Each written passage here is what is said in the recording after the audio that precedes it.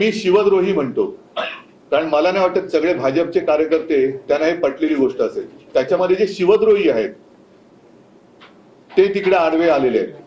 हे शिवद्रोही कोण आहेत हे चॅनलवरती आलेत, एकेकाला बघून मारतो हे शिवद्रोही आता एवढे मस्तवाल झालेत की त्यांना सगळं काही त्यांनी भीडभाड सोडून दिले आणि त्यांचे पाठीराखे तिकडे दिल्लीत बसले. शिवसेनेच्या जन्मापासून छत्रपती शिवाजी महाराज आणि हिंदुत्व या दोन विषयावर उदरनिर्वाहाचं साधन बनवलं. तो पैसा कमवला तर हिंदुत्व आणि छत्रपती शिवाजी महाराज एक तरी पुतळा उभारला.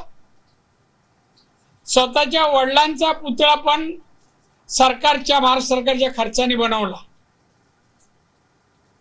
आणि म्हणून उद्धव ठाकरे नैतिक अधिकार नाही हो, त्याला चांगलं बोलता येत नाही, शिव्या घालणं या पलीकडे दुसरं काय कळत नाही.